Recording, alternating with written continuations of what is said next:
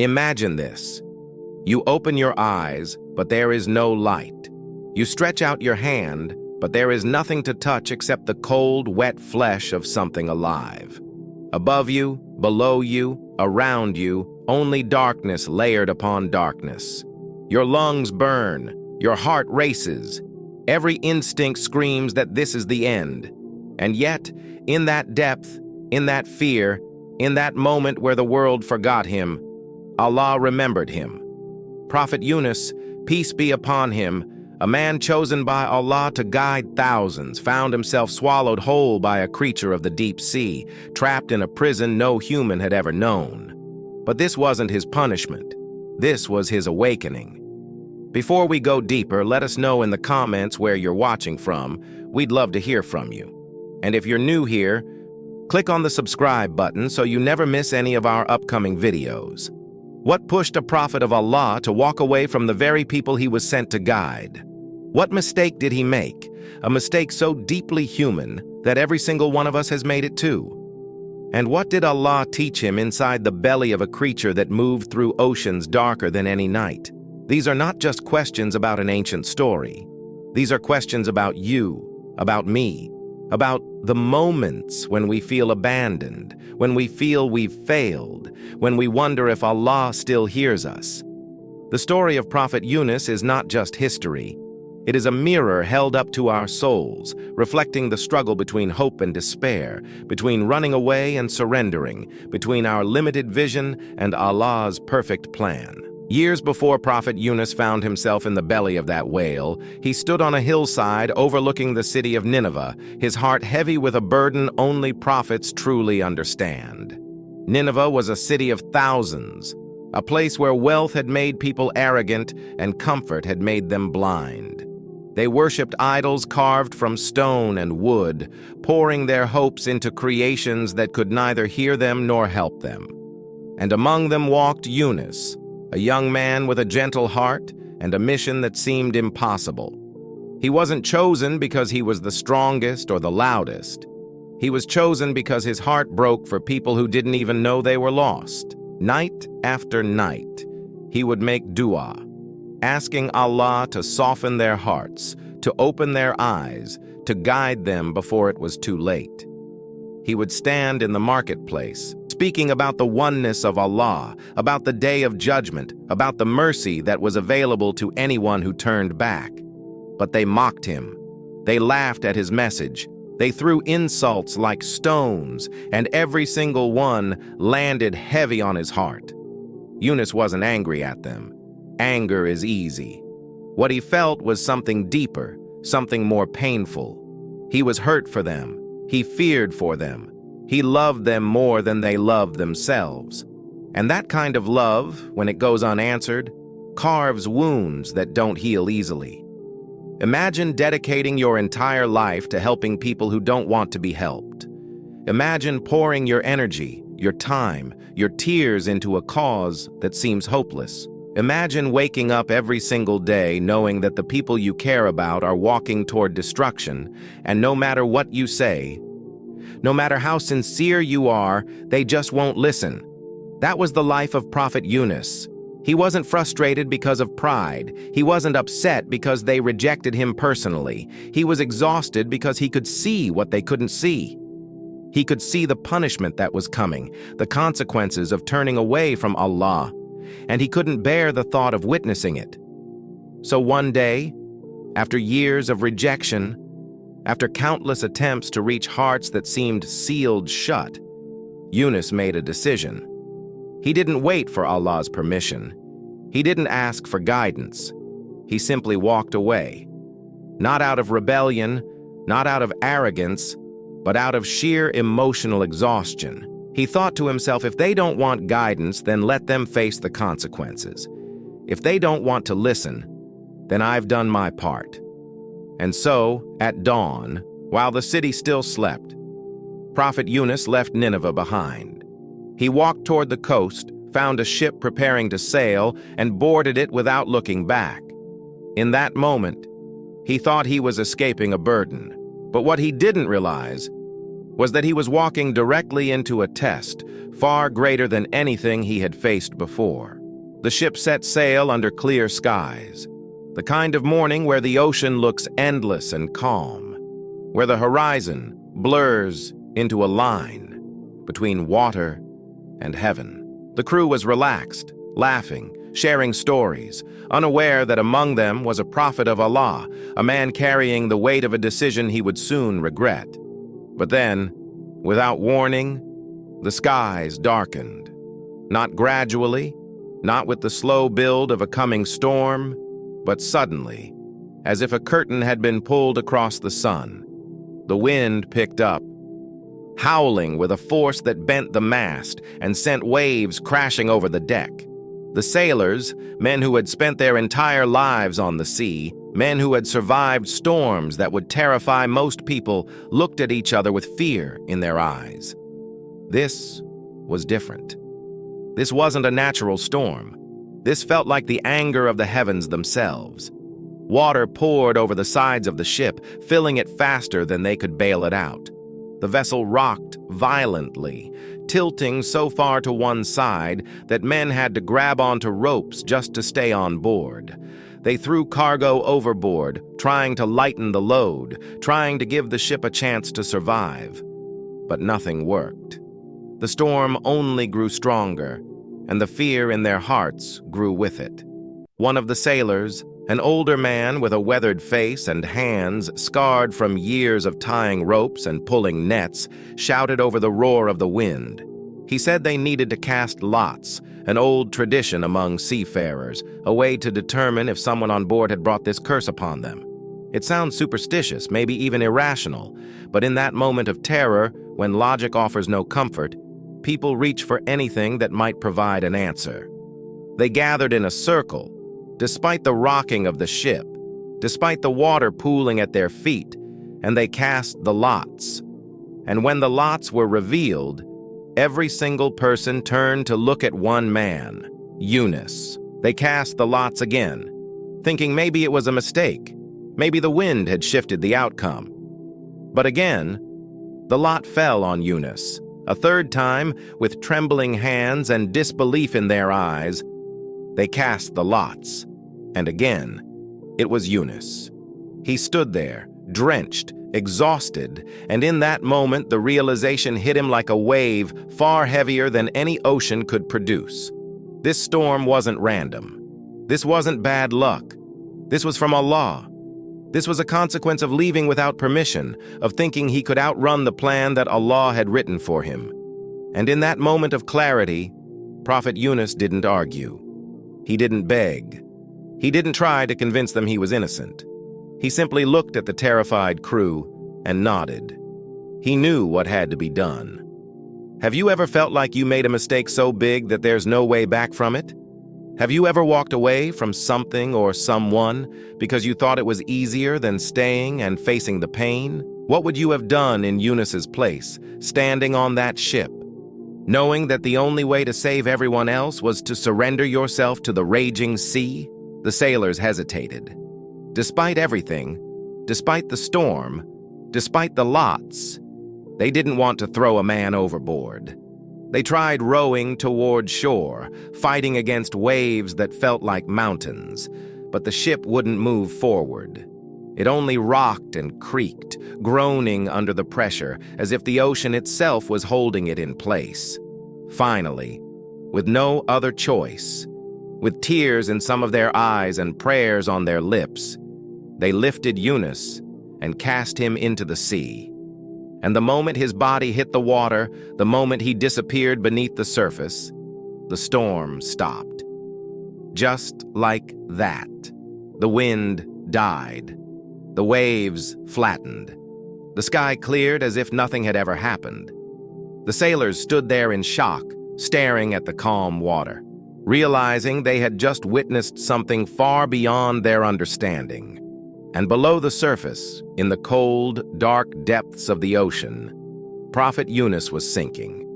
If you're still watching, type Subhanallah in the comments, so I know you're with me until the end.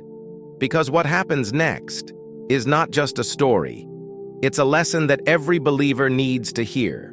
The ocean at that depth is not like anything we experience on land. It's not just dark. It's a darkness so complete that even the concept of light feels like a distant memory. The pressure alone should have crushed him. The cold should have stolen the breath from his lungs. But Allah had already written what would happen next. As Yunus sank deeper and deeper, something massive moved through the water toward him. A whale, a creature so enormous that entire ships could fit inside its mouth, approached from the blackness. And in one swift motion, it opened its jaws and swallowed him whole. Not chewing, not tearing, just swallowing, the way you might swallow a pill without thinking. And suddenly, Prophet Yunus found himself inside a place no human being had ever been. The belly of a whale, deep in the ocean, surrounded by 3 layers of darkness.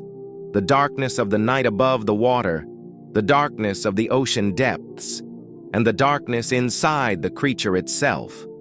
The Quran describes it perfectly, darkness upon darkness upon darkness, and in that place, Yunus realized something profound. He wasn't being punished, he was being taught. Inside that belly, there was no sense of time.